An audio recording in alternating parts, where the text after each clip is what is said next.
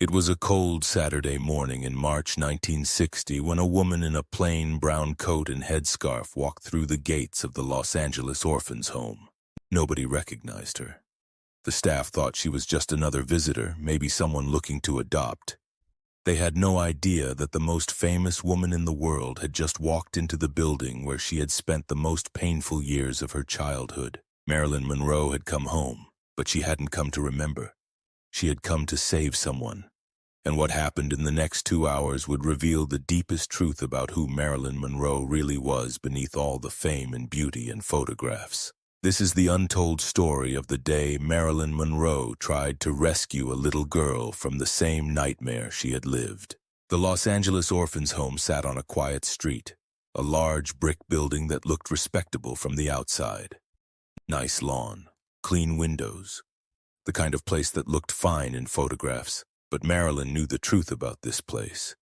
She had lived here from age 9 to 11, and those were 2 of the worst years of her life. She remembered everything. The cold dormitory rooms where 20 girls slept in narrow beds, the way the other children had teased her because she stuttered, the feeling of being unwanted, unloved, invisible, the way she used to lie in bed at night and imagine that her mother would come get her, that someone would want her, that she mattered to someone, anyone. But her mother never came.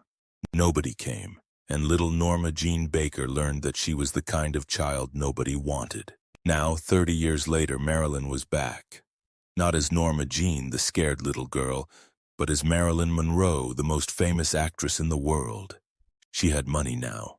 Power, fame, and she wanted to use all of it to help one child avoid the pain she had endured. Marilyn had been thinking about this visit for months, ever since her 3rd miscarriage. Ever since the doctors had told her that carrying a baby to term would probably never happen. She had been thinking about adoption, about giving a home to a child who needed one, about being the person who came to rescue a little girl the way nobody had ever come to rescue her. But she wanted to do it quietly. No press, no photographers, no publicity. She didn't want this to be about Marilyn Monroe, the movie star. She wanted it to be about a woman giving a child a home. So she had called the orphanage anonymously, asked if she could visit, said she was interested in learning about adoption. They had said yes, of course, come on Saturday morning. And now here she was, standing in the lobby of the building where her childhood had died. "Can I help you?" A woman's voice brought Marilyn back to the present. The orphanage director, Mrs. Hilda Owens, stood before her. A stern-looking woman in her 50s with gray hair pulled back tight and eyes that had seen too many children come and go to waste sympathy on any of them. "I called about visiting," Marilyn said quietly, keeping her head down, the headscarf hiding most of her face. "I'm interested in learning about adoption." "Of course," Mrs. Owens said, her voice professionally pleasant but cold underneath. "Follow me. We can tour the facility." As they walked through the hallways, Marilyn felt her stomach tighten. The smell was the same, disinfectant and boiled cabbage. The sounds were the same, children's voices echoing off hard floors and harder walls. Everything was exactly as she remembered. And for a moment she felt like she was 9 years old again, small and scared and alone.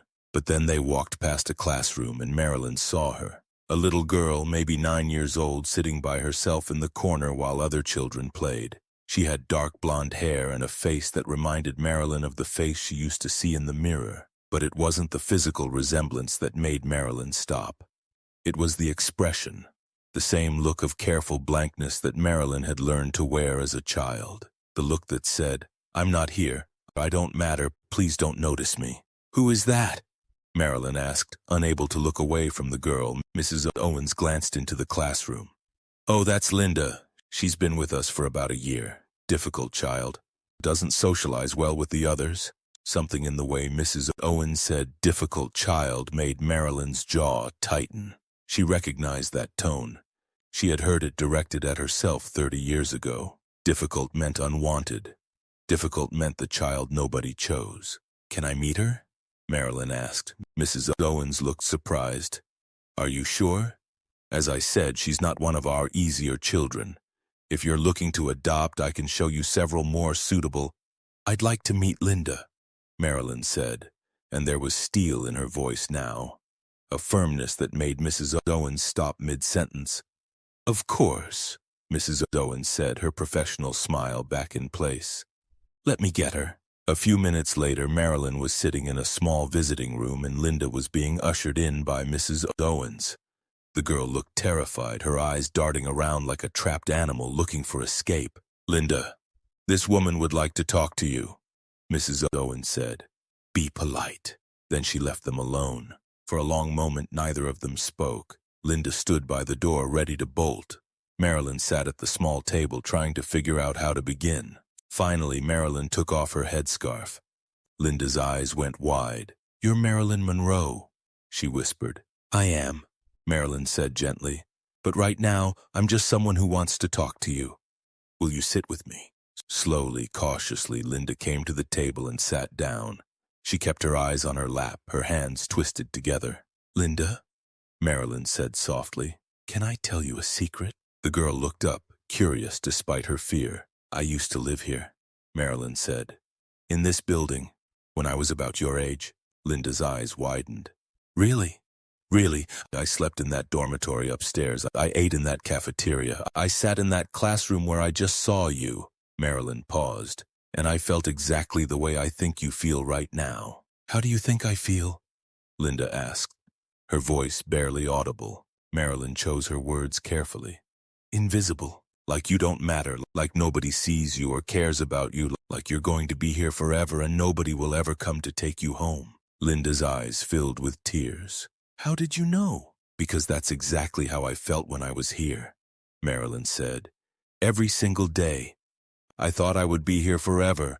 I thought nobody would ever want me. But you became Marilyn Monroe," Linda said. "You became famous and beautiful and everyone loves you." Marilyn smiled sadly. "It took a long time and a lot of hard days, and you know what? Even now, even with all the fame and the movies and everything, I still sometimes feel like that little girl in the orphanage. Still sometimes feel like I'm not good enough. Still sometimes feel invisible." "You do?" Linda looked shocked. "I do," Marilyn said honestly. "But I learned something important." "Want to know what it is?" Linda nodded. "Just because you feel invisible doesn't mean you are," Marilyn said. "Just because nobody here sees how special you are doesn't mean you're not special. You matter, Linda. You matter so much." The dam broke. Linda started crying, really crying, the kind of crying that comes from years of holding everything inside. And Marilyn moved around the table and pulled the little girl into her arms, holding her the way nobody had held Marilyn when she was that age. "It's okay," Marilyn whispered. "It's okay to cry. It's okay to feel sad. It's okay to be angry that this is your life. But Linda, listen to me. This isn't forever. This is just right now, and right now is going to change." "How?" Linda asked through her tears. "Nobody wants me. I've been here a year and nobody ever picks me. They all want the pretty girls or the younger ones. Nobody wants me." Marilyn pulled back and looked Linda straight in the eyes. "I want you?" she said. Linda stared at her. "What?" "I want you," Marilyn repeated. "Linda, I came here today because I've been thinking about adoption. I've been thinking about giving a home to a child who needs one. And when I saw you sitting in that classroom looking exactly the way I used to look, I knew. I want to give you the home I never had. I want to be the person who comes to get you. I want you." For a moment, Linda couldn't speak. Then she threw her arms around Marilyn and held on like she was drowning, and Marilyn was the only solid thing in the world. But what neither of them knew yet was that wanting wasn't going to be enough. When Mrs. Owens came back into the room and saw Marilyn without her headscarf, her face went pale. "Miss Monroe," she said, her voice strangled. "I didn't realize. You should have told us you were coming." "I'm glad I didn't," Marilyn said, standing up but keeping Linda close beside her. "Mrs. Owens, I want to begin adoption proceedings for Linda." Mrs. Owens's expression changed from shock to something else, something calculating. "Miss Monroe, I'm afraid that's not possible." "Why not?" Marilyn asked, though she could already feel what was coming. "Well, there are requirements for adoption," Mrs. Owens said carefully. "Financial stability, of course, which you certainly have, but also marital status, a stable home environment, a traditional family structure. I'm divorced," Marilyn said flatly. Twice. That's what you're really saying, isn't it? The state of California has guidelines, Mrs. Owens said, her voice dripping false sympathy. Single women, particularly those in unstable professions, are generally not considered suitable for adoption. It's for the child's best interest, you understand. Unstable professions, Marilyn repeated. You mean being an actress makes me unsuitable to raise a child? I mean that your lifestyle, your public image, your marital history. Mrs. Owens trailed off. Surely you can see why the state might have concerns. Marilyn felt Linda's hand tighten in hers. She looked down and saw the hope dying in the little girl's eyes. Saw her already withdrawing, already building back up the walls that Marilyn had just helped her tear down. No, Marilyn said firmly. I don't see. I have money. I have a home. I have love to give. I have everything this child needs, except a husband, Mrs. Owens said, and a stable private life. Miss Monroe, children need structure, routine, privacy, things that your career makes impossible. My career makes me rich enough to give her everything, Marilyn shot back. The best schools, the best clothes, the best opportunities. Money isn't everything, Mrs. Owens said primly. This child needs a proper mother, a proper home, not a movie star who travels constantly, who appears in certain types of film, who lives her life in the public eye. There it was, the real reason. Not Marilyn's marital status, not her career, but her image, her reputation as a sex symbol. The fact that she was Marilyn Monroe, not Mrs. Respectable Housewife. Marilyn felt something break inside her. She was back to being 9 years old again. Back to being the child nobody wanted. Except this time she was the adult being told she wasn't good enough. That her money and fame and success didn't matter because she wasn't the right kind of woman. Linda needs a normal family, Mrs. Owens continued. A mother and father, a quiet life, not scandal and publicity and photographers. Marilyn looked down at Linda, who was crying again. But I want her, Marilyn whispered. I want to give her a home. I'm sorry, Mrs. Owens said, and she didn't sound sorry at all. The answer is no, and Miss Monroe, I'd appreciate it if you didn't make this public. The orphanage's reputation is important, and having someone of your particular fame denied adoption could create unfortunate publicity. Marilyn stood there holding Linda's hand and felt the injustice of it burn through her entire body. She had everything except the one thing they wanted her to have, a husband, respectability, the right image. She had escaped this orphanage 30 years ago, but in some ways she realized she had never really left, because the people who ran places like this still saw her as that unwanted little girl, except now she was an unwanted woman, too famous, too sexy, too Marilyn Monroe. Linda, Marilyn said, kneeling down so she was eye level with the girl. Listen to me very carefully. Are you listening? Linda nodded through her tears. You are going to get out of here, Marilyn said. Maybe not with me. Maybe it will be someone else, but you are going to have a family. You are going to be loved. You are going to have everything you deserve. Do you believe me? No, Linda whispered honestly. I know, Marilyn said. I didn't believe it either when I was your age, but Linda, I'm proof. I got out, I survived, and you're going to survive too. You're stronger than you know. But I want you, Linda said, echoing Marilyn's own words back to her. I want you to be my mother. Marilyn pulled Linda into a fierce hug, and for a moment she let herself imagine what could have been. A home with Linda, teaching her to read and helping her with homework, taking her to movies and museums, being the mother she had never had. But it wasn't going to happen. Not today. Maybe not ever. When Marilyn finally left the orphanage an hour later, she looked back and saw Linda watching from an upstairs window. The little girl raised her hand in a small wave.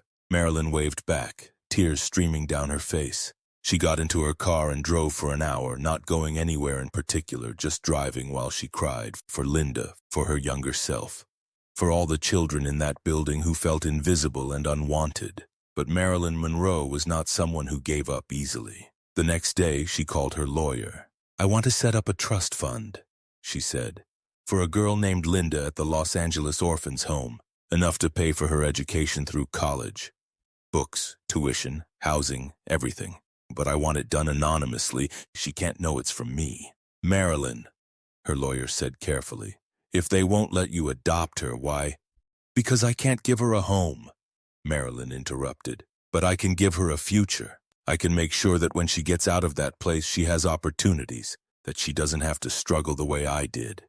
That's something, isn't it? Yes, her lawyer said softly. That's something. Over the next 2 years, Marilyn continued to support Linda from a distance. The trust fund grew. Marilyn added more money whenever she thought about that little girl in the orphanage window. She never visited again. Didn't want to give Linda false hope, but she never forgot her. Linda was eventually adopted by a family in 1962. A normal family, mother, father, 2 other children. The kind of family Mrs. Owens had said Linda needed. And maybe Mrs. Owens was right. Maybe Linda did need that kind of stability. But years later, when Linda was in college and discovered that her education was being paid for by an anonymous trust fund, she did some research, asked questions, followed the paper trail as far as it would go, and she figured it out.